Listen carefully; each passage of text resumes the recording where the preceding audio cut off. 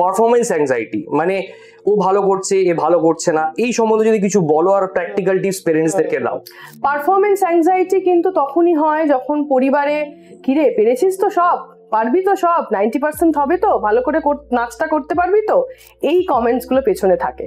তো এই জায়গাগুলো দেবেন না। বাচ্চাকে আপনি শিখিয়েছেন, বাচ্চাকে রিহার্স করান, কিন্তু বাচ্চা কি পারফরমেন্স দেবে সেই যে একটা অ্যান্টিসিপেশন, এগুলো ওর সামনে করবেন না, বা এর কনসিকুয়েন্সটাও বলবেন না। মানে কি হতে পারে, তুমি যদি না পারো তাহলে এটা হবে, তুমি যদি না করো তাহলে তুমি ফার্স্ট হবে না, তাহলে তুমি পিছিয়ে যাবে, তাহলে এতদিন ধরে কেনই বা বিকেলবেলায় তুমি রোজ নাচে স্কুলে গেলে, মানে এই কনসিকুয়েন্সগুলো ওর সামনে বলবেন না। এবং বাচ্চাকে এক্সপেকটেশন, প্রত্যেক বাচ্চা কিন্তু ডিফারেন্ট। আমি, আপনি, আপনার যদি একটা যমজ ভাই বোন থাকতো, তা সেও কিন্তু আপনার থেকে ডিফারেন্ট। হ্যাঁ, যেটা আমরা বলি আইডেন্টিক্যাল টুইনসরাও কিন্তু ডিফারেন্ট হয়।